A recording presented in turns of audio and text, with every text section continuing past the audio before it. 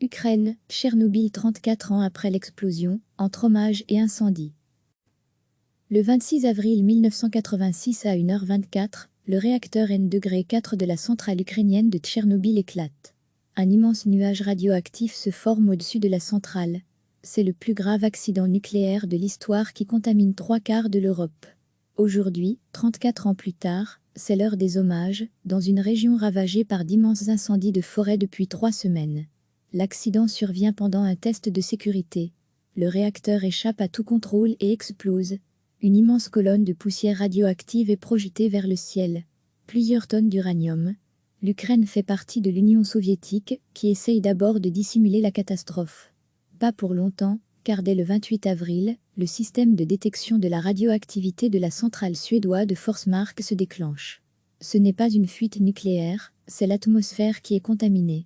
L'alarme est enfin donnée. À la catastrophe nucléaire s'ajoute une crise de communication, en pleine guerre froide. Ce ne sont que langue de bois, culture du secret et propagande.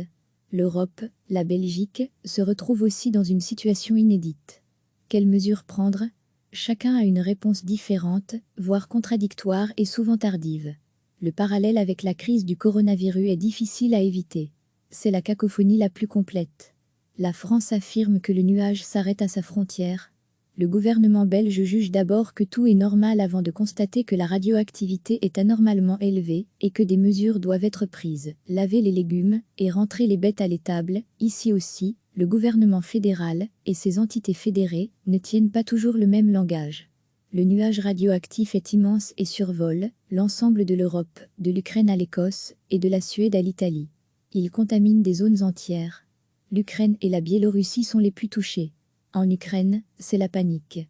Personne ne sait comment faire face à la catastrophe. Les premiers pompiers, pilotes d'hélicoptères, sauveteurs paieront leurs efforts de leur vie. Les soviétiques relancent la production d'électricité dans les 3 autres réacteurs de la centrale intacte. Pour endiguer la pollution, un sarcophage de béton est édifié pour emballer le réacteur. Il faut nettoyer les débris radioactifs projetés par l'explosion. Les liquidateurs, des soldats mal équipés meurent aussi. Certains, profondément irradiés, périssent en quelques jours dans d'atroces souffrances. Ils fondront littéralement à l'intérieur de leur corps. D'autres survivront quelques mois ou quelques années avant de succomber du cancer, de la thyroïde ou des poumons notamment. Des milliers de morts, Greenpeace les évalue même à 100 000 décès. Les populations civiles, qui vivaient aux alentours de la centrale, sont évacuées dès les premiers jours de la catastrophe. La ville de Pripyat, par exemple, est complètement désertée. Un périmètre d'exclusion autour de la centrale est établi. Il existe toujours aujourd'hui. Mais dans les années 90, des habitants reviennent illégalement et ont été tolérés par les pouvoirs publics. Aujourd'hui, quelques personnes âgées vivent encore dans les lieux interdits, où ils cultivent leurs lopins de terre, avec interdiction d'en commercialiser la production. Il y a aussi les taggeurs qui viennent marquer les lieux de leur signature.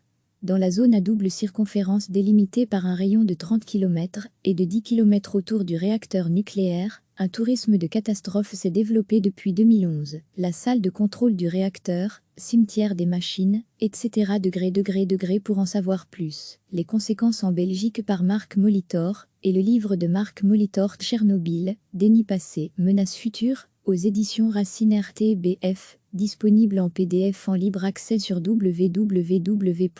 En Ukraine, les cérémonies d'hommage ont eu lieu, dans le respect des mesures de sécurité dues à la crise du coronavirus.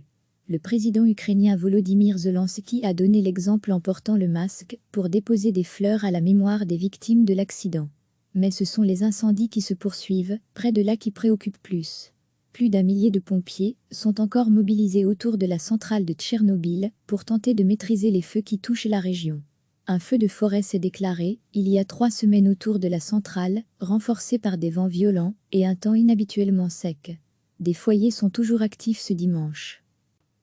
Selon la cellule de gestion des catastrophes, les mesures de radioactivité sont stables et ne dépassent pas les valeurs normales autorisées.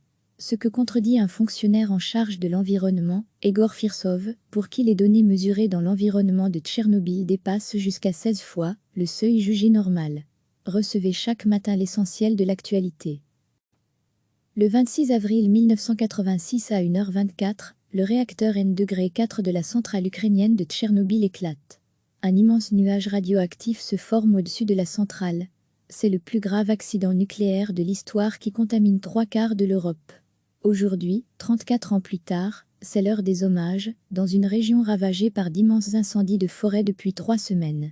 L'accident survient pendant un test de sécurité. Le réacteur échappe à tout contrôle et explose. Une immense colonne de poussière radioactive est projetée vers le ciel. Plusieurs tonnes d'uranium. L'Ukraine fait partie de l'Union soviétique, qui essaye d'abord de dissimuler la catastrophe. Pas pour longtemps, car dès le 28 avril, le système de détection de la radioactivité de la centrale suédoise de Forsmark se déclenche. Ce n'est pas une fuite nucléaire, c'est l'atmosphère qui est contaminée. L'alarme est enfin donnée. À la catastrophe nucléaire s'ajoute une crise de communication, en pleine guerre froide. Ce ne sont que langues de bois, culture du secret et propagande. L'Europe, la Belgique, se retrouvent aussi dans une situation inédite. Quelles mesures prendre ? Chacun a une réponse différente, voire contradictoire et souvent tardive. Le parallèle avec la crise du coronavirus est difficile à éviter. C'est la cacophonie la plus complète. La France affirme que le nuage s'arrête à sa frontière. Le gouvernement belge juge d'abord que tout est normal avant de constater que la radioactivité est anormalement élevée et que des mesures doivent être prises. Laver les légumes et rentrer les bêtes à l'étable, ici aussi, le gouvernement fédéral et ses entités fédérées ne tiennent pas toujours le même langage. Le nuage radioactif est immense et survole l'ensemble de l'Europe, de l'Ukraine à l'Écosse et de la Suède à l'Italie. Il contamine des zones entières. L'Ukraine et la Biélorussie sont les plus touchées. En Ukraine, c'est la panique. Personne ne sait comment faire face à la catastrophe. Les premiers pompiers, pilotes d'hélicoptères, sauveteurs paieront leurs efforts de leur vie. Les soviétiques relancent la production d'électricité dans les 3 autres réacteurs de la centrale intacte. Pour endiguer la pollution, un sarcophage de béton est édifié pour emballer le réacteur. Il faut nettoyer les débris radioactifs projetés par l'explosion, les liquidateurs, des soldats mal équipés meurent aussi. Certains, profondément irradiés, périssent en quelques jours dans d'atroces souffrances. Ils fondront littéralement à l'intérieur de leur corps. D'autres survivront quelques mois ou quelques années avant de succomber du cancer, de la thyroïde ou des poumons notamment.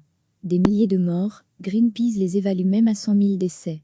Les populations civiles, qui vivaient aux alentours de la centrale, sont évacuées dès les premiers jours de la catastrophe. La ville de Pripyat, par exemple, est complètement désertée. Un périmètre d'exclusion autour de la centrale est établi. Il existe toujours aujourd'hui. Mais dans les années 90, des habitants reviennent illégalement et ont été tolérés par les pouvoirs publics. Aujourd'hui, quelques personnes âgées vivent encore dans les lieux interdits, où ils cultivent leurs lopins de terre, avec interdiction d'en commercialiser la production. Il y a aussi les taggeurs qui viennent marquer les lieux de leur signature.